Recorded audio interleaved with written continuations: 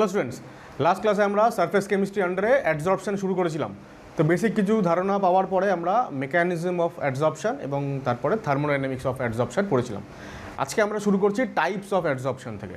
অ্যাডজর্পশন অর্থাৎ অধিশোষণ দু রকমের হয়, একটা হচ্ছে ভৌত অধিশোষণ ফিজিক্যাল অ্যাডজর্পশন, আর একটা হচ্ছে রাসায়নিক অধিশোষণ বা কেমিক্যাল অ্যাডজর্পশন। দেখো নাম দুটো থেকেই বোঝা যাচ্ছে যে দুজনের মধ্যে ডিফারেন্সটা কী। রাসায়নিক অধিশোষণ বা কেমিক্যাল অ্যাডজর্পশন হচ্ছে সেই প্রসেস যেখানে অ্যাডজর্বেট এবং অ্যাডজর্বেন্ট দুজনের মধ্যে কেমিক্যাল বন্ড ফর্মেশন হবে, মানে কেমিক্যাল রিয়াকশন হবে। কিন্তু ফিজিক্যাল অ্যাডজর্পশনে অর্থাৎ ভৌত অধিশোষণে কোনো কেমিক্যাল রিয়াকশন হবে না। ভৌত প্রক্রিয়ার মাধ্যমে অ্যাডজর্বেন্ট এবং অ্যাডজর্বেট এদের মধ্যে অ্যাট্রাকশন তৈরি হবে এবং প্রসেসটা কমপ্লিট হবে। অ্যাকচুয়ালি ফিজিক্যাল অ্যাডজর্পশন বা ভৌত অধিশোষণে কী হয়, অ্যাডজর্বেট মলিকিউলগুলো মানে যারা অধিশোষিত হবে তারা অ্যাডজর্বেন্টের সঙ্গে অ্যাডজর্বেন্টের সারফেসের উপরে এসে van der wall force of অ্যাট্রাকশনের মাধ্যমে যুক্ত হয়। আমরা জানি van der wall force of attraction একটা অত্যন্ত দুর্বল আকর্ষণ বল বা উইক ফোর্স। এবার সেই উইক ফোর্সের মাধ্যমে যুক্ত হওয়ায় ফিজিক্যাল অ্যাডজর্পশন প্রসেসটাও কেমিক্যাল অ্যাডজর্পশনের মতন অত স্ট্রং হয় না। আর কেমিক্যাল অ্যাডজর্পশনে কী হয়, অ্যাডজর্বেট মানে যে অধিশোষিত হবে এবং অ্যাডজর্বেন্ট মানে যে অধিশোষক যার সারফেসে অধিশোষণ হবে, দুজনের মধ্যে কেমিক্যাল বন্ড ফর্মেশন হয়। কেমিক্যাল বন্ড মানে এক্ষেত্রে আয়নিক বা কোভ্যালেন্ট যে কোনো বন্ডই হতে পারে। এবার আমরা কেমিক্যাল কাইনেটিক্স চ্যাপ্টারে জেনেছি এর আগে যে যখনই কোনো কেমিক্যাল রিয়াকশন হয় তখন রিয়াক্ট্যান্ট মলিকিউলগুলো এক্ষেত্রে অ্যাডজর্বেন্ট এবং অ্যাডজর্বেট এদেরকে একটা সার্টেন অ্যাক্টিভেশন এনার্জি পেতে হয়। অ্যাক্টিভেশন এনার্জি লাভ করে এরা যখন কোনো রিয়াকশানের থ্রেশহোল্ড এনার্জিতে পৌঁছয় তখন রিয়াকশান শুরু হয়। তো যেহেতু কেমিক্যাল অ্যাডজর্পশনে কেমিক্যাল রিয়াকশান হবে তাহলে এখানেও অ্যাক্টিভেশন এনার্জির দরকার। সেই কারণে কেমিক্যাল অ্যাডজর্পশনকে অনেক সময় বলা হয় অ্যাক্টিভেটেড অ্যাডজর্পশন। এছাড়াও কেমিক্যাল অ্যাডজর্পশনকে সংক্ষেপে কেমিজর্পশন এবং ফিজিক্যাল অ্যাডজর্পশনকে সংক্ষেপে ফিজিজর্পশন বলা হয়। এরপর আরেকটা ইনফরমেশন, সেটা হচ্ছে যে লো টেম্পারেচারে কম উষ্ণতায় ফিজিক্যাল অ্যাডজর্পশনটা খুবই ফেভারেবল হয়, মানে খুব ভালোভাবে সম্পন্ন হয়। কারণ পরে বলছি আমরা। এই মুহূর্তে যেটা আমি বলতে চাইছি যে লো টেম্পারেচারে কোনো একটা অ্যাডজর্পশন চলছে, ফিজিক্যাল অ্যাডজর্পশন। টেম্পারেচার বৃদ্ধি করার সময় বা টেম্পারেচার বৃদ্ধি করে একটা সার্টেন টেম্পারেচারে যাওয়ার পরে দেখা যায় যে ওই পার্টিকুলার ফিজিক্যাল অ্যাডজর্পশনটা কেমিক্যাল অ্যাডজর্পশনে কনভার্ট হয়ে গেল। এইরকমও এক্সাম্পল কিছু আছে। এইরকম দু একটা এক্সাম্পল আমাদের জেনে রাখতে হবে। যেমন ধরো অ্যালকিন বা অ্যালকাইনের হাইড্রোজেনেশন। ক্লাস 11-এ তোমরা হাইড্রোকার্বন চ্যাপ্টারে পড়েছো যে অ্যালকিন বা অ্যালকাইনের সঙ্গে হাইড্রোজেনের reaction in presence of catalyst nickel, palladium বা প্ল্যাটিনাম কী হয়, অ্যালকেন তৈরি হয়। এবার এই প্রসেসে এই যে ক্যাটালিস্ট মানে মেটাল সারফেসটা নিকেল বা প্ল্যাটিনাম বা প্যালাডিয়াম এদের সারফেসে অ্যাকচুয়ালি অ্যাডজর্পশন হয়। এবার প্রথমে কম টেম্পারেচারে কি হয়, হাইড্রোজেন বা অ্যালকিনটা যদি গ্যাসীয় হয়, ইথিলিন, প্রোপিন এই সমস্ত এরা এসে প্রথমে ফিজিক্যালি অ্যাডজর্বড হয়, ভৌত অধিশোষণ ঘটে। যদি আমরা নিকেল নিই, ভাবো নিকেল নিয়েছি, নিকেলের সারফেসে ফিজিক্যাল অ্যাডজর্পশন হলো হাইড্রোজেন এবং অ্যালকিনের। তারপর টেম্পারেচার বাড়ানোর ফলে হাইড্রোজেন যে হচ্ছে ফিজিক্যালি অ্যাডজর্বড হয়েছিল হাইড্রোজেন মলিকিউল, সে তার এবার এইচ বন্ড ভেঙে যাবে, ভেঙে গিয়ে ওটা অ্যাটমিক হাইড্রোজেনে পরিণত হয়ে গেল। এইবার এই অ্যাটমিক হাইড্রোজেন ওই মেটালের সারফেসে কেমিক্যালি অ্যাডজর্বড হয়। অ্যালকিনটাও তাই, হায়ার টেম্পারেচারে অ্যালকিনের সিসি ডাবল বন্ড যেটা থাকে তার মধ্যে পাই বন্ডটা ভেঙে যায় এবং তার বদলে ওই দুটো কার্বন অ্যাটম তারা কেমিক্যাল বন্ড বানায় মেটালের সারফেসের সঙ্গে এবং কেমিক্যালি অ্যাডজর্বড হয়। তারপরে প্রসেসটা কন্টিনিউ হয় এবং ওই অ্যাটমিক হাইড্রোজেন এবং ওই অ্যালকিন তারা নিজেদের মধ্যে জুড়ে যায় এবং অ্যালকেন তৈরি হয়। তাহলে মোট কথা হচ্ছে লো টেম্পারেচারে ফিজিক্যাল অ্যাডজর্পশন সেটা হায়ার টেম্পারেচারে কোনো কোনো জায়গায় কেমিক্যাল অ্যাডজর্পশনেও রূপান্তরিত হয়। অনেক সময় আয়রনের সারফেসে নাইট্রোজেন গ্যাসটাও খুব লো টেম্পারেচারে 80 কেলভিন অ্যারাউন্ড এইরকম টেম্পারেচারে ফিজিক্যালি অ্যাডজর্বড হয়। আবার রুম টেম্পারেচারে সমস্তটাই ডিজলভ হয়ে যায়, ডিজর্পশন ঘটে, মানে কোনো অ্যাডজর্পশনই হলো না। আবার যখন টেম্পারেচার অনেক বেশি বাড়ানো হয় সেই অবস্থায় গিয়ে আবার নাইট্রোজেন ওই আয়রনের সারফেসেই কেমিক্যালি অ্যাডজর্বড হয়। সুতরাং এরকম বেশ কিছু এক্সাম্পল আছে যেখানে লোয়ার টেম্পারেচারে ফিজিক্যাল অ্যাডজর্পশন, হায়ার টেম্পারেচারে গিয়ে কেমিক্যাল অ্যাডজর্পশনে কনভার্ট হয়ে যায়। তাহলে এই যে যা যা ইনফরমেশনগুলো আমি বললাম এতক্ষণ, এগুলো আমরা একটু নোট ডাউন করে নিই। তাহলে প্রথমে বলছে on the basis of attraction between adsorbate and adsorbent absorption is of two types. দু রকমের হয় অ্যাডজর্পশন বা অধিশোষণ। প্রথমটা physical adsorption or physisorption. Adsorption in which adsorbate particles মানে অধিশোষিত পদার্থ আর held on the surface of adsorbent অধিশোষক by weak van der Waals force is called physical adsorption or physisorption, যেটা বললাম একটু আগে। আর কেমিক্যাল অ্যাডজর্পশন বা কেমিজর্পশন হচ্ছে সেম জিনিস, খালি এখানে by weak van der Waals ফোর্সের জায়গায় বাই কেমিক্যাল বন্ড। যখন অ্যাডজর্বেন্ট এবং অ্যাডজর্বেটের মধ্যে কেমিক্যাল বন্ড ফর্মেশন হয় তখন সেটা হচ্ছে কেমিজর্পশন বা কেমিক্যাল অ্যাডজর্পশন। এবার নিচে লিখছি chemical adsorption is also called activated adsorption as appreciable amount of activation energy is required to start the process. যেহেতু কেমিক্যাল রিয়াকশান, সুতরাং এটা শুরু করতে গেলে অ্যাক্টিভেশন এনার্জি লাগবে, তাই জন্য এটাকে বলা হয় অ্যাক্টিভেটেড অ্যাডজর্পশন। এরপর নোটটা লিখে নাও, sometimes a physical adsorption at low temperature may convert into a chemical adsorption at higher temperature. যেটা বললাম, দুটো এক্সাম্পল দিচ্ছি। প্রথমটা হচ্ছে হাইড্রোজেনেশন অফ অ্যালকিন বা alkyne on metal surface. Metal মানে নিকেল, প্যালাডিয়াম, প্ল্যাটিনাম এইসব। তাহলে at low temperature H2 molecule, হাইড্রোজেনের মলিকিউল অণু, and alkyne molecules get adsorbed physically, মানে ফিজিক্যাল অ্যাডজর্পশন ঘটছে on metal surface. On increase in temperature, এটা হচ্ছে ইনক্রিজ, ওপরের দিকে আরো সাইন মানে জানো নিশ্চয়ই। ডিসঅপশন অকার্স, টেম্পারেচার বাড়ালে ডিসঅপশন হয়, অর্থাৎ অ্যাডজর্পশনের বিপরীত যে প্রক্রিয়াটা। অ্যাট দ্য সেম টাইম কী হয়, also H bond and CC pi bond ব্রেকস। Temperature বাড়ালে কী হয়, এদের যা বন্ড এনার্জি, সেই বন্ড এনার্জি যখন ওভারকাম করে যায় তখন H বন্ড ভেঙে গেল বা CC পাই বন্ড ভেঙে গেল। এর ফলে H2 মলিকিউল কনভার্ট হয়ে গেল H অ্যাটমে। H atom undergo chemical adsorption on metal surface. Pi bond ভেঙে যাওয়ার পরে এই অ্যালকিন বা অ্যালকাইনের যে অংশটা পড়ে থাকলো সেটাও কেমিক্যালি অ্যাডজর্ব হলো। এবার তারপরে সেইগুলো কম্বাইন্ড হয়ে অ্যালকেন তৈরি হয় কীভাবে, সেইটা এখানে আমাদের দেখার বিষয় নয়, আমরা ওই জন্য বাকি আর এটাকে এক্সটেন্ড করিনি। শুধু আমরা এটুকু বলতে চাইছি যে লোয়ার টেম্পারেচারে যদি ফিজিক্যাল অ্যাডজর্পশন ঘটে, কোনো কোনো ক্ষেত্রে সেটা হায়ার টেম্পারেচারে কেমিক্যাল অ্যাডজর্পশনে কনভার্ট হয়ে যায়। একটা জিনিস খুব লক্ষ্য করো, উল্লেখযোগ্য এখানে, সেটা হচ্ছে যখন ফিজিক্যাল অ্যাডজর্পশন হচ্ছে তখন কিন্তু H2 মলিকিউল অ্যাডজর্বড হচ্ছে, কিন্তু যখন কেমিক্যাল অ্যাডজর্পশন হচ্ছে, কেমিক্যাল যখন হচ্ছে তখন কিন্তু এই যে বন্ড ভেঙে যাওয়ার পরে এবং হাইড্রোজেন অ্যাটম কেমিক্যালি অ্যাডজর্ব হচ্ছে। যখনই আমরা এরকম কোনো ঘটনা দেখি, জেনারেলি এরকমই হয়, লোয়ার টেম্পারেচারে মলিকিউল অবস্থায় তারা ফিজিক্যালি অ্যাডজর্বড হয়, আর হায়ার টেম্পারেচারে যখন কেমিক্যালি অ্যাডজর্বড হয় তখন সেটা মলিকিউল ভেঙে অ্যাটম হয়ে যায়, সেই অ্যাটমটা কেমিক্যালি অ্যাডজর্বড হয়। যেমন ধরো 2 নম্বরটা দাও, adsorption of nitrogen molecule on iron surface is a physical adsorption বা ফিজিজর্পশন অ্যাট 83 কেলভিন। অনেক কম টেম্পারেচারে ফিজিক্যাল অ্যাডজর্পশন হচ্ছে মলিকিউল আকারে। On increase in temperature desorption occurs rapidly and at room temperature no N2 molecule is adsorbed practically. মানে 83 kelvin উষ্ণতায় অ্যাডজর্বড হলো physical অ্যাডজর্পশন হলো। এবার যেই উষ্ণতা আমরা বাড়াচ্ছি সঙ্গে সঙ্গে ডিসঅর্পশন ঘটছে, মানে অ্যাডজর্ব যে N2 মলিকিউলগুলো তারা সারফেস ছেড়ে বেরিয়ে চলে যাচ্ছে, এবং বেরিয়ে চলে যেতে যেতে যখন আমরা এখান থেকে টেম্পারেচার বাড়িয়ে রুম টেম্পারেচারে এলাম তখন প্র্যাকটিক্যালি সমস্ত N2 মলিকিউলই চলে গেছে, ডিসঅলভড হয়ে গেছে। মানে অ্যাডজর্পশনটা আর প্র্যাকটিক্যালি রুম টেম্পারেচারে ঘটছে না।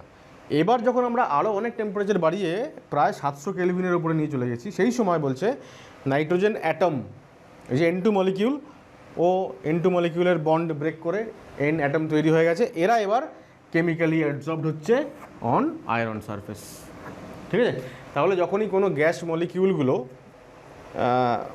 মানে মোর প্রিসাইসলি যারা ধরো ডাইঅ্যাটমিক গ্যাসগুলো যারা আছে, অক্সিজেন, নাইট্রোজেন, হাইড্রোজেন, এরা যখন অ্যাডজর্বড হয় তখন লোয়ার টেম্পারেচারে মলিকিউল অবস্থায় ফিজিক্যাল অ্যাডজর্পশন এবং হায়ার টেম্পারেচারে অ্যাটম অবস্থায় কেমিক্যালি অ্যাডজর্বড হয়। ঠিক আছে, কপি করো। এবার আমরা ফিজিক্যাল আর কেমিক্যাল অ্যাডজর্পশনের মধ্যে তুলনা করব, কম্প্যারিজন। এখন দেখো এখানে আমি দুটো কলাম বানিয়েছি, ফিজিক্যাল ফিজিজর্পশন আর কেমিজর্পশন। এবার এখানে কিছু প্রপার্টির নাম লিখবো, সেই প্রপার্টিগুলোর বা সেই বৈশিষ্ট্যগুলোর সাপেক্ষে এদেরকে আমরা তুলনা করব। কোনো কোনো ক্ষেত্রে দেখা যাবে যে ম্যাক্সিমাম ক্ষেত্রেই তুলনাটা এরকম হবে যে দুটো ডিফার করছে পরস্পর, আলাদা আলাদা, আমরা পার্থক্য বলতে পারি। কিন্তু একটা দুটো পয়েন্ট এরকমও থাকবে যেখানে এরা এদের একই রকম এরা বিহেভ করবে। সুতরাং এর উপরে তোমরা একটা হেডিং লিখবে যে comparison of physical and chemical absorption. Comparison লিখবে, ডিফারেন্স লিখবে না, কারণ একটা দুটো পয়েন্ট এরকমও থাকবে যেগুলো কিন্তু ডিফারেন্ট হবে না, সেম হবে। তাহলে প্রথম পয়েন্টটা হচ্ছে স্পেসিফিসিটি। স্পেসিফিক মানে নির্দিষ্ট কিছু একটা, স্পেসিফিসিটির বাংলা এখানে আমরা বলবো সুনির্দিষ্টতা। কেমিক্যাল অ্যাবজর্পশন বা কেমিজর্পশন হচ্ছে একটা সুনির্দিষ্ট প্রক্রিয়া, হাইলি স্পেসিফিক। কেন? কারণ হচ্ছে দেখো, কেমিক্যাল রিয়াকশান ব্যাপারটাই তো একটা স্পেসিফিক ব্যাপার। ধরো জলের মধ্যে তুমি সোডিয়াম ফেলা মাত্র সঙ্গে সঙ্গে রিয়াকশান হবে, সোডিয়াম হাইড্রোক্সাইড এবং হাইড্রোজেন গ্যাস তৈরি হবে। তার মানে তো এটা নয় যে জলের মধ্যে আমি যে কোনো মেটাল ফেলবো আর সঙ্গে সঙ্গে রিয়াকশান হবে। জলের মধ্যে যদি আমি সিলভার, গোল্ড এই জাতীয় মেটালগুলোকে জলের মধ্যে ফেলি, কোনো রিয়াকশানই হবে না। সুতরাং কার সঙ্গে কে রিয়াকশান করবে সেটা তো একটা স্পেসিফিক ব্যাপার। এরকম নয় যে সব কেমিক্যালের সঙ্গেই সব কেমিক্যাল রিয়াকশান করবে, সেটা হতে পারে না। তো একই রকমভাবে কোন অ্যাডজর্বেন্টের উপরে কোন অ্যাডজর্বেন্ট এসে কেমিক্যালি অ্যাডজর্বড হবে, মানে কেমিক্যাল বন্ড বানাবে, সেটা একটা নির্দিষ্ট প্রক্রিয়া। যে কোনো মেটাল সারফেসে এসে যে কোনো গ্যাস কেমিক্যাল বন্ড বানাবেই, এটা নাও হতে পারে। তাই জন্য আমরা বলি যে কেমিক্যাল অ্যাডজর্পশন হচ্ছে স্পেসিফিক। কিন্তু ফিজিক্যাল অ্যাডজর্পশনটা স্পেসিফিক নয়, এটাকে বলা হয় ইউনিভার্সাল, সর্বজনীন। কেন? কারণ ফিজিক্যাল অ্যাডজর্পশনে তো অ্যাডজর্বেন্ট এবং অ্যাডজর্বেট যে আসছে তাদের মধ্যে কোনো কেমিক্যাল বন্ড তো তৈরি হয় না, van der wall force of attraction থাকে। এবার van der wall force of অ্যাট্রাকশনটা যেহেতু উইক ফোর্স, ওটা যে কোনো মলিকিউলের সঙ্গে যে কোনো মলিকিউলের থাকতে পারে। হ্যাঁ, এটা হতে পারে যে পার্টিকুলার এ এবং বি মলিকিউলের মধ্যেকার যে van der wall force of attraction তার ভ্যালু একটু বেশি, সি এবং ডি এর মধ্যে van der wall force of অ্যাট্রাকশনের ভ্যালু কম বেশি হতে পারে। কিন্তু van der wall force of attraction যে কোনো মলিকিউলের সঙ্গে যে কোনো মলিকিউলের, অর্থাৎ যে কোনো অ্যাডজর্বেন্টের সঙ্গে যে কোনো অ্যাডজর্বেটের হতে পারে। সুতরাং ফিজিক্যাল অ্যাডজর্পশনটার ক্ষেত্রে কোনো বাছ বিচার নেই, কোনো বাধা নেই। যে কোনো অধিশোষক এবং যে কোনো অধিশোষিত পদার্থের মধ্যেই ফিজিক্যাল অ্যাডজর্পশন হতেই পারে। তাই এই প্রক্রিয়াটা স্পেসিফিক নয়, বরং এটা সর্বজনীন বা ইউনিভার্সাল। এখন এই যে প্রত্যেকটা পয়েন্ট আমরা লিখবো স্পেসিফিসিটির উপরে বেস করে, কি নেচার, বা এরপর আমরা লিখবো এনার্জি অফ অ্যাক্টিভেশন। এখন এই প্রত্যেকটা পয়েন্টের উপরে বেস করে কিন্তু বোর্ড এক্সামে ছোটো ছোটো কোয়েশ্চেন আসতেই পারে। যেমন ধরো একটা কোয়েশ্চেন এরকম আসতে পারে যে কেমিক্যাল অ্যাডজর্পশন মানে রাসায়নিক অধিশোষণ হচ্ছে একটা সুনির্দিষ্ট প্রক্রিয়া, কিন্তু ভৌত অধিশোষণ হচ্ছে একটা সর্বজনীন প্রক্রিয়া। এবার এটা ব্যাখ্যা করো। তাহলে ব্যাখ্যা করো বললে আমাকে এক্সপ্লেন করতে হবে, মানে আমি এখানে দুটো কলামে যা লিখবো সেটাই অ্যাকচুয়ালি লিখতে হবে, মানে যা বললাম এতক্ষণ সেটা লিখতে হবে। যে স্পেসিফিক কেন?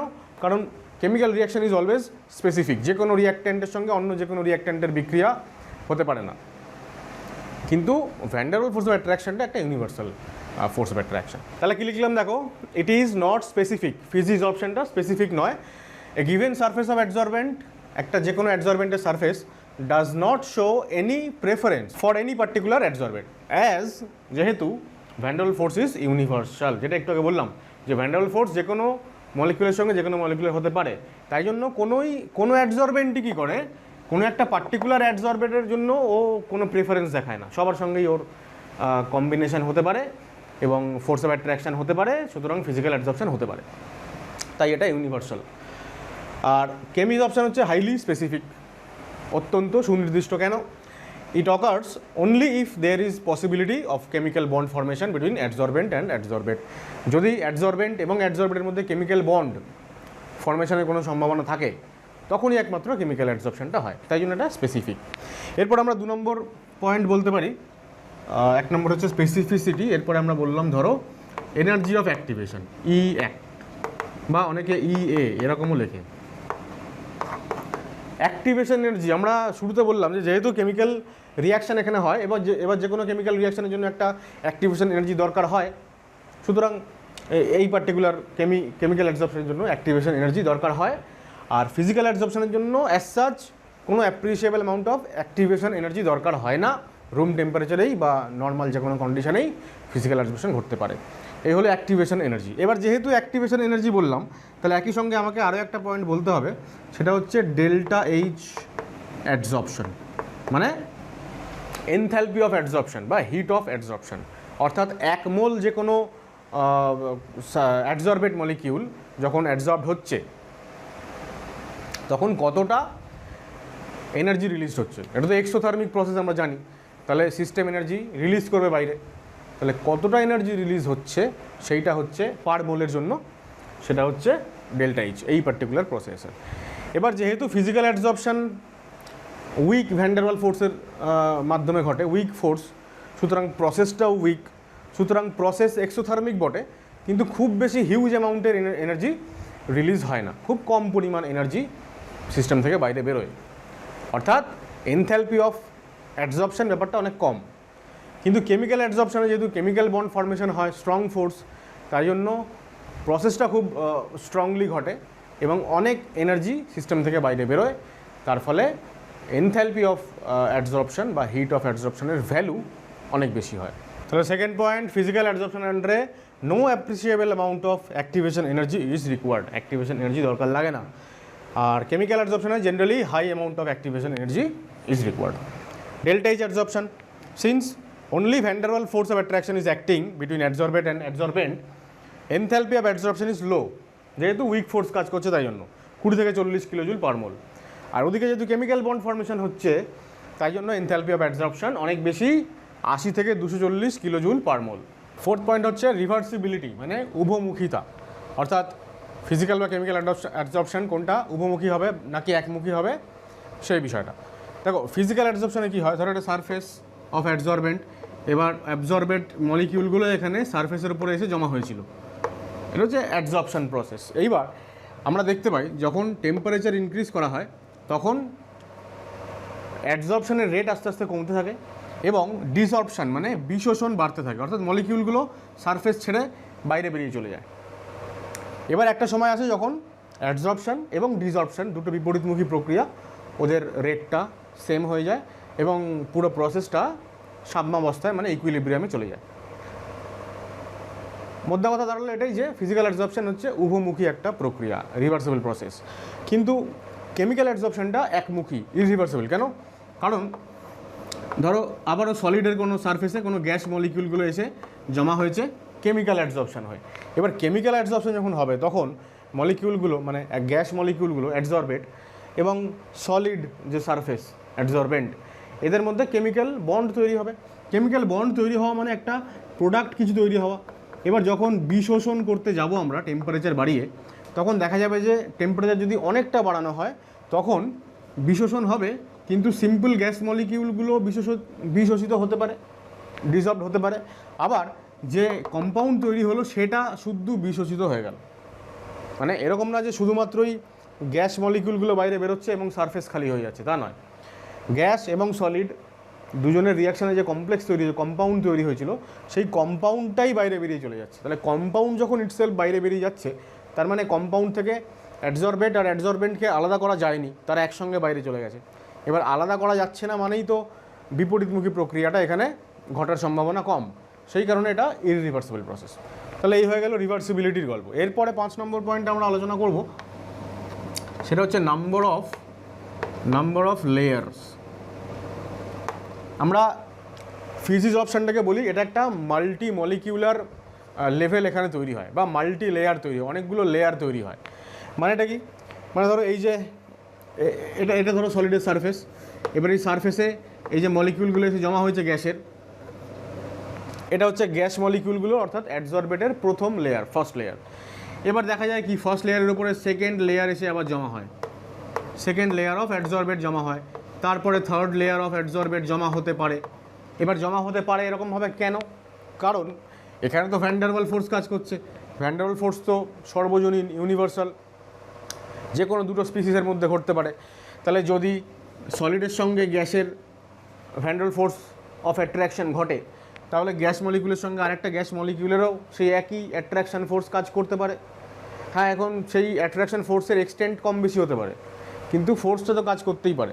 সুতরাং একটা লেয়ারের উপর আরেকটা লেয়ার, তারপরে আরেকটা লেয়ার, এইভাবে প্রক্রিয়াটা চলতে পারে। তাই জন্য আমরা এটাকে বলি মাল্টি মলিকিউলার লেয়ার এখানে তৈরি হয়। কিন্তু কেমিক্যাল অ্যাডসরপশনের কথা ভাবো, কেমিক্যাল অ্যাডসরপশনে কী হচ্ছে, এই যে লেয়ারের ওপরে যখন এই যে সারফেসের উপরে যখন প্রথম লেয়ারটা জমা হচ্ছে অ্যাডসরবেট মলিকিউলের, তাদের মধ্যে কেমিক্যাল বন্ড তৈরি হচ্ছে। কেমিক্যাল বন্ড তৈরি হচ্ছে বলেই তো কেমিক্যাল অ্যাবজর্পশন বলছি। এইবার এর উপর যদি সেকেন্ড লেয়ার এসে জমা হয়, এই সেকেন্ড লেয়ারের সঙ্গে এই সারফেস অফ অ্যাডজর্বেন্ট এর সঙ্গে এর কি কোনো কানেকশান হচ্ছে না তো। অ্যাডজর্বেন্টের সারফেসের সংস্পর্শে সেকেন্ড লেয়ারের অ্যাডজর্বেন্টগুলো আসতে পারছে না।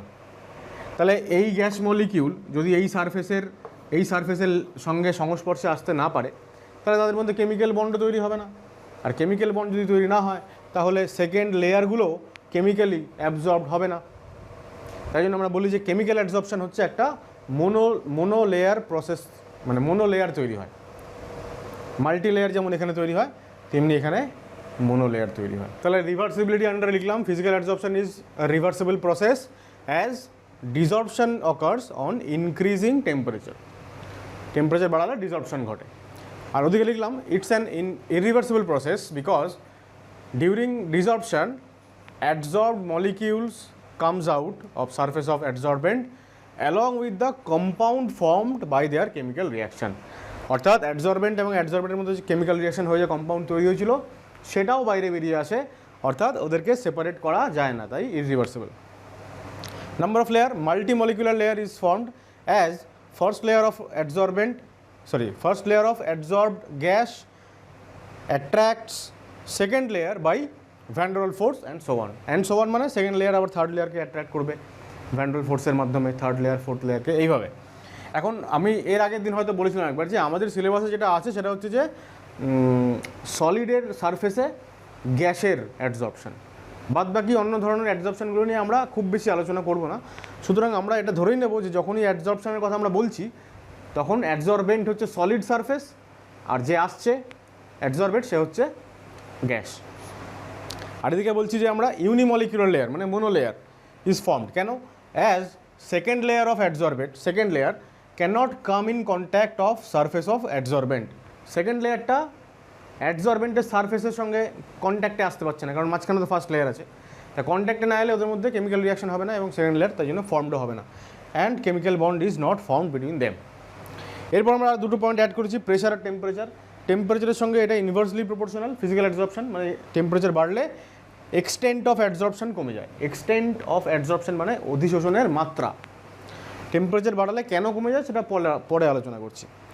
আর এর ক্ষেত্রে কী হয়, টেম্পারেচার বাড়ালে প্রথমে ইনক্রিজ করে এক্সটেন্ট অফ অ্যাডজর্পশন, তারপরে কী হয়, বেশ খানিকটা টেম্পারেচার চলে যাওয়ার পরে এরপর যখন আরও টেম্পারেচার বাড়ানো হয়, তখন আবার অ্যাডজর্পশনটা আস্তে আস্তে কমতে থাকে। তাহলে প্রথমে বাড়ে তারপরে কমে, সেরকম একটা গ্রাফ আমরা পাই। পরে এগুলো এক্সপ্লেন করছি আমি কেন এরকম হচ্ছে। আর প্রেশারের সঙ্গে দুটোই একই রকমভাবে ভ্যারি করে। প্রেশার বাড়লে ফিজিক্যাল অ্যাডজর্পশনেরও এক্সটেন্ট বেড়ে যায়, আর কেমিক্যাল অ্যাডজর্পশনেরও এক্সটেন্ট বেড়ে যায়। দেখো আর দুটো পয়েন্ট অ্যাড করেছি, একটা হচ্ছে সারফেস এরিয়া। আমরা জানি যে অ্যাডজর্বেন্ট যে আছে, যেখানে এসে অধিশোষণটা হবে, অর্থাৎ অধিশোষক, তার সারফেস এরিয়া যত বাড়বে তত অধিশোষণ বেশি বেশি করে হবে। তো সেটা দুটোর ক্ষেত্রেই একই, যে extent of adsorption increases with increase in surface area of adsorbent. এর ক্ষেত্রেও একই জিনিস, এই লেখাটাকে কপি করে দেবে, আমি ওখানে সেম লিখে রেখেছি।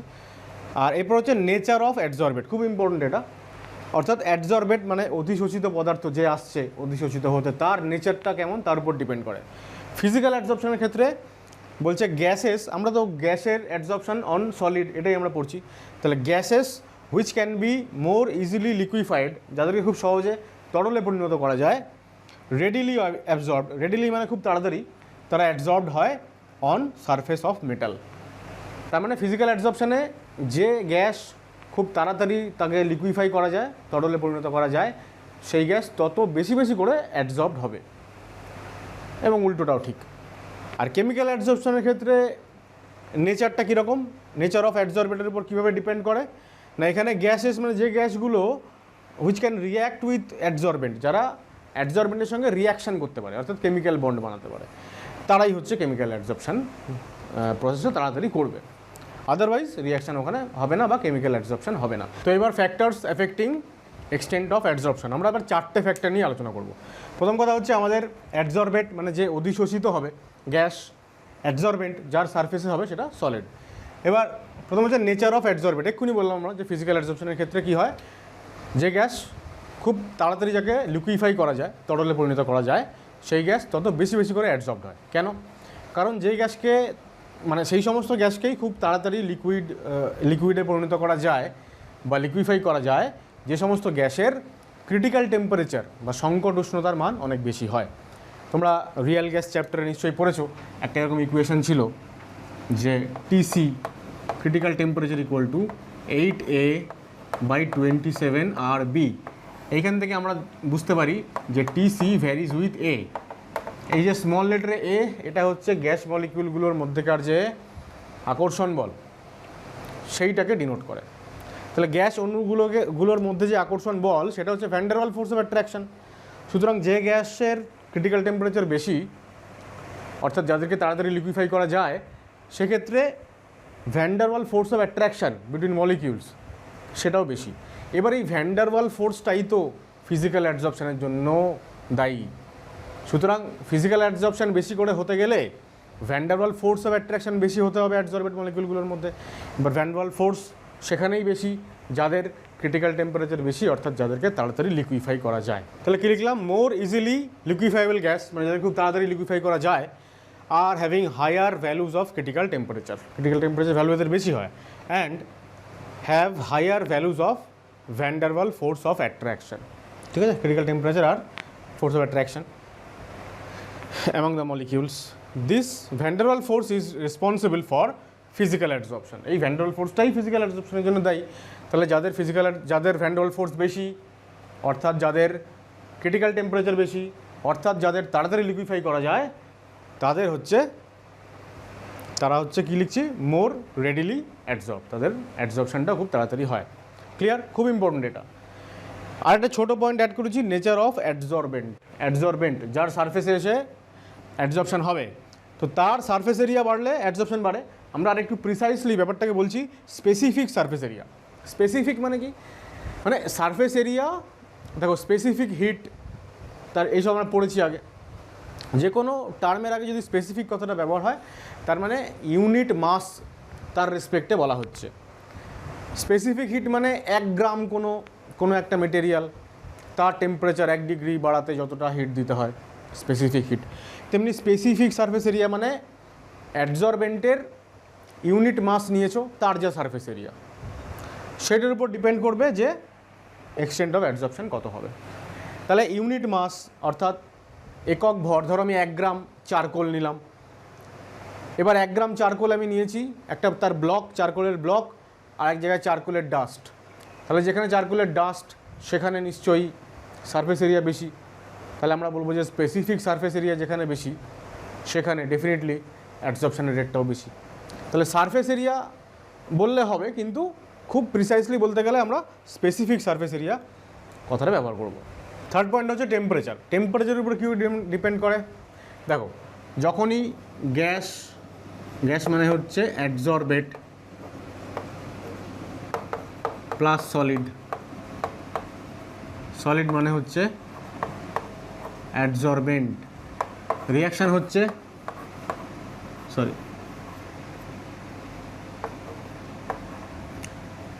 হচ্ছে তৈরি হবে গ্যাস, এসে জমা হবে সলিডের সারফেসে। এটাকে সিম্বলাইজ করা হয় এরকম একটা স্ল্যাশ দিয়ে, গ্যাস এসে জমা হয়েছে সলিডের উপরে। এবার আমরা জানি যে delta H less than 0, exothermic process. এখন আমরা জানি যে কোনো এক্সোথার্মিক প্রসেস, উভমুখী প্রক্রিয়া, যখন ইকুইলিব্রিয়ামে চলে যায়, সাম্যাবস্থায় চলে যায়, টেম্পারেচারের একটা ইফেক্ট থাকে তার উপরে। আমরা ভ্যান হফ ইকুয়েশন থেকে ইকুইলিব্রিয়াম কনস্ট্যান্টের টেম্পারেচার ভেরিয়েশন পাই। সেখানে আমরা লিখি যে লগ, নিশ্চয়ই তোমাদের মনে আছে, এটা কেমিক্যাল ইকুইলিব্রিয়াম চ্যাপ্টারে তোমরা পড়েছো, log K2/K1 equal to delta H by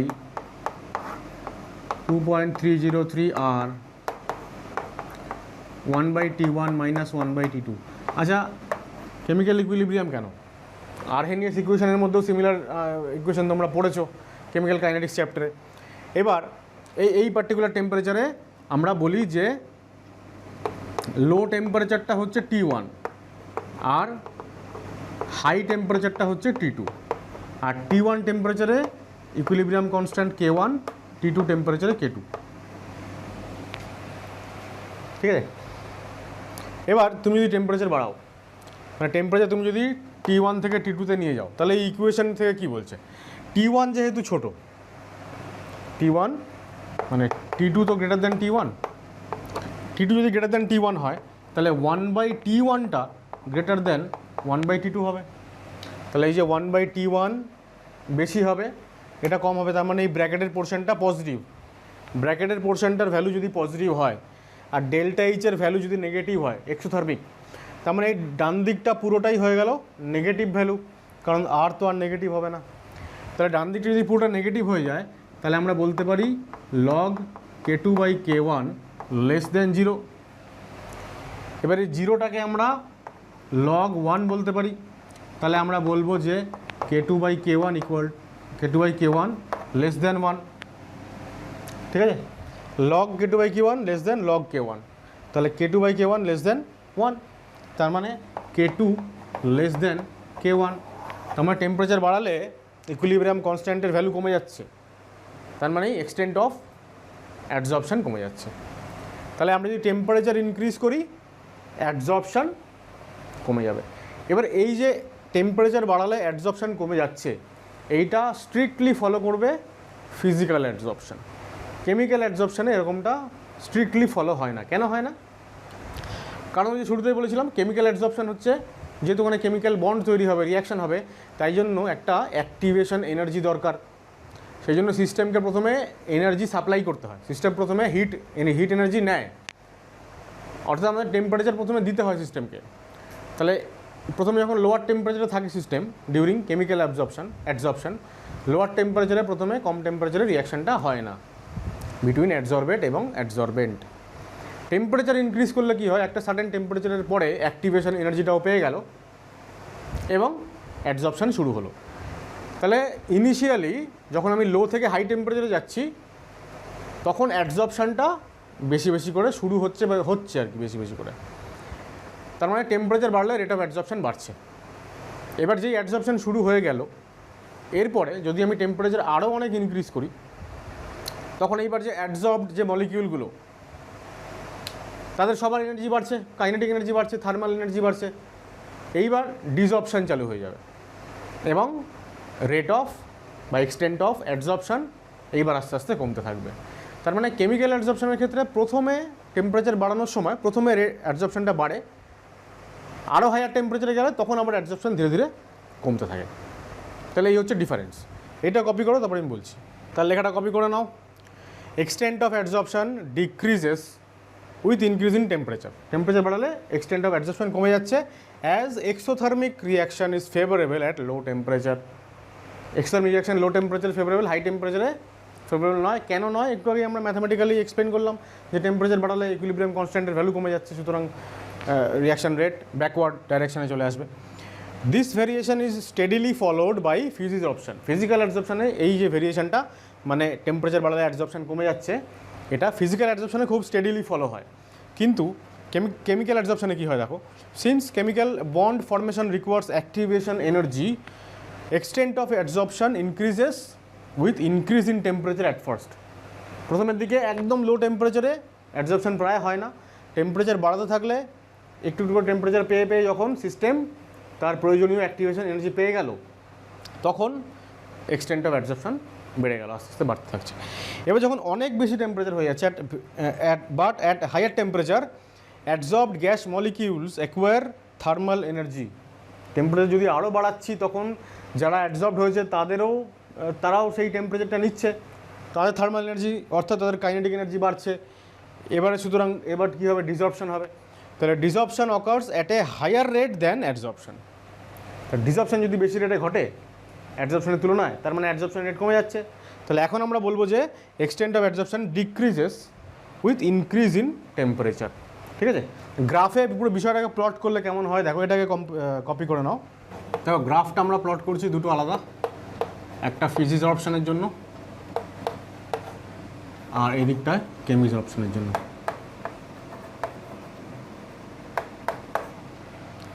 আমরা গ্রাফ প্লট করি, এক্স অ্যাক্সিসে থাকে টেম্পারেচারের সঙ্গে ভ্যারিয়েশন দেখছি আমরা, তাহলে এক্স অ্যাক্সিসে টেম্পারেচার, ওয়াই অ্যাক্সিসে x/m এক্স বাই এমটা কী বলছি? এক্স বাই এমটাকে আমরা বলছি, যেটা আমরা বারবার করে লিখছিলাম, এক্সটেন্ট অফ অ্যাডজর্পশন। এখানে নিচে মেনশন করে দিই যে এক্স বাই এম এটা হচ্ছে এক্সটেন্ট অফ অ্যাডজর্পশন, অধিশোষণের মাত্রা। ঠিক আছে, অধিশোষণের মাত্রা। এর মধ্যে আবার এক্সটা হচ্ছে গ্রাম, মানে মাস লিখি, মাস অর ভলিউম অফ অ্যাডজর্বেট, অ্যাডজর্বেটের মাস বা তার ভলিউম। আর এমটা হচ্ছে মাস অফ অ্যাডজর্বেট। ঠিক আছে, যেহেতু গ্যাস আসছে অধিশোষিত হতে, অ্যাডজর্বড হতে, তাই অ্যাডজর্বেন্টের আমরা ভলিউমও নিতে পারি, মাসও নিতে পারি। কিন্তু অ্যাডজর্বেন্ট যেটা সেটা সলিড, তাই ওটার খালি মাস আমরা নিই। তাহলে এক্স বাই এম মানে কি? প্রতি একক ভরের, আচ্ছা আমি এটা ভুল লিখলাম, অ্যাডজর্বেন্ট হবে প্রতি একক ভরের বা ইউনিট মাসের অ্যাডজর্বেন্ট, সেখানে কতটা অ্যাডজর্বেন্ট এসে অধিশোষিত হচ্ছে এটা। এবার যেহেতু আমরা বললাম যে টেম্পারেচার বাড়লে ক্রমশ এক্সটেন্টটা কমে যায়, তো একটা এরকম রেক্ট্যাঙ্গুলার হাইপারবোলা টাইপের কার্ভ হয়। যত আমরা এদিকে এগোচ্ছি তত, মানে যত আমরা এদিক থেকে এদিকে যাচ্ছি, টেম্পারেচার বাড়ছে, তত এক্সটেন্ট আস্তে আস্তে কমতে থাকছে। এবার এখানে একটা কোয়েশ্চেন এরকম হয় যে অ্যাজ এখানে আর কিছু নেই, এটাই শেষ। কিন্তু আরেকটা কোয়েশ্চেন ধরো এরকম দিল যে এখানে অ্যাকচুয়ালি আমরা টেম্পারেচারের সঙ্গে যখন ভেরিয়েশন করাই তখন প্রেশারটাকে কনস্ট্যান্ট রাখি, প্রেশার কনস্ট্যান্ট। আর এখানেও লিখে দিই প্রেশার কনস্ট্যান্ট। এবার ধরো তোমাকে দুটো আলাদা গ্রাফ দিয়েছে, এরকম বলা হলো যে একটা গ্রাফ আঁকা হয়েছে প্রেশার P1 ভ্যালুতে কনস্ট্যান্ট রেখে, টেম্পারেচার পাল্টানো হয়েছে বারবার করে, দিয়ে এরকম গ্রাফ পাওয়া গেছে। আরেকটা গ্রাফ পাওয়া গেছে প্রেশার P2তে ফিক্সড করে টেম্পারেচার পাল্টানো হয়েছে এবং এরকম একটা গ্রাফ পাওয়া গেছে। এবার কোয়েশ্চেনটা হচ্ছে P1 আর P2-র মধ্যে কোনটা বেশি, মানে কার ভ্যালু বেশি P1 P2-র মধ্যে। এবার যখনই এরকম একটা গ্রাফের মধ্যে 2-3টে কার্ভ থাকবে এরকম কম্পেয়ার করতে দেয়, আমরা প্রথমে কী করি, আমরা প্রথমে এই ওয়াই অ্যাক্সিসের প্যারালাল একটা লাইন টানি। ওয়াই অ্যাক্সিসের প্যারালাল যদি একটা লাইন টানি আমি, তাহলে আমরা একটা পার্টিকুলার টেম্পারেচারে এসে দাঁড়ালাম। এই পার্টিকুলার টেম্পারেচারে আমরা দেখছি যে এক্সটেন্ট কোথায় বেশি। আমরা দেখছি যে যখন P1-এর ক্ষেত্রে এক্সটেন্ট অফ অ্যাডজর্পশন কম, আর P2-র ক্ষেত্রে এক্সটেন্ট অফ অ্যাডজর্পশন বেশি। তাহলে আমরা ওয়াই অ্যাক্সিসের প্যারালাল একটা কার্ভ টানলাম, মানে আমরা এক্স অ্যাক্সিসের ভ্যালুটা ফিক্সড করে দিলাম, টেম্পারেচারটাকে ফিক্স করে দিলাম। এবার টেম্পারেচার ফিক্স করে আমি যদি প্রেশারের সঙ্গে এক্সটেন্টকে ভ্যারি করাই, তাহলে আমরা একটু আগে লিখেছিলাম, যেখানে আমরা ডিফারেন্স বা কম্প্যারিজন করেছিলাম, যে প্রেশার বাড়লে x/m বেড়ে যায়, অধিশোষণের মাত্রা বেড়ে যায়। তাহলে যেখানে x/m-এর ভ্যালু বেশি, ওয়াই অ্যাক্সিসে x/m, তাহলে নিশ্চয়ই এই ভ্যালুটা বেশি, এই ভ্যালুটা কম। তাহলে যেখানে x/m ভ্যালু বেশি, তার করেসপন্ডিং যে প্রেশার P2 সেটারও ভ্যালু বেশি। তাহলে আমরা বলবো যে এখানে P2 গ্রেটার দ্যান P1। কেন এরকম বলতে পারলাম আরেকবার বলে দিই, সেটা হচ্ছে x/m, এখানে লিখছি কোথাও একটা, x/m varies with pressure. Pressure বাড়ালে x/m বেড়ে যায়। তাহলে আমরা যখন একটা কনস্ট্যান্ট টেম্পারেচারে এসে গেছি, একটা টেম্পারেচারে এসে ফিক্সড হয়ে গেলাম, এবার দেখছি যে যেখানে যে কার্ভের এগেনস্টে x/m-এর ভ্যালু বেশি, তাহলে সেই কার্ভের এগেনস্টে প্রেশারের ভ্যালুটাও বেশি, সুতরাং P2 বেশি, P1 কম। এই হয়ে গেল ফিজ অপশান সংক্রান্ত কার্ভ। কেমি অ্যাডজর্পশনে কী হয়, প্রথমে ভ্যালু একদম কম থাকে, যত সময় যায় তত ভ্যালু আস্তে আস্তে বাড়তে থাকে। একটা সার্টেন ভ্যালুতে পৌঁছানোর পরে তারপরে কী হয়, অ্যাডজর্বেটের থার্মাল এনার্জি বাড়তে থাকে, ডিসঅপশান বাড়তে থাকে এবং রেট অফ অ্যাডজর্পশন বা এক্সটেন্ট অফ অ্যাডজর্পশন আবার কমতে থাকে। এইরকম একটা আমরা কার্ভ পাই। ঠিক আছে, এই হয়ে গেল আমাদের টেম্পারেচার ডিপেন্ডেন্স। আর একটা ফ্যাক্টর পড়ে থাকলো, সেটা হচ্ছে প্রেশার ডিপেন্ডেন্স। আচ্ছা, এফেক্ট অফ প্রেশার বলার আগে এই দুটো জিনিস একটু অ্যাড করে নাও। প্রথমটা হচ্ছে আমরা যে ফার্স্ট পয়েন্টটা বললাম, নেচার অফ অ্যাডজর্বেট, যেখানে আমরা বললাম যে ক্রিটিক্যাল টেম্পারেচার বাড়লে অ্যাডজর্পশনের রেট বাড়ে।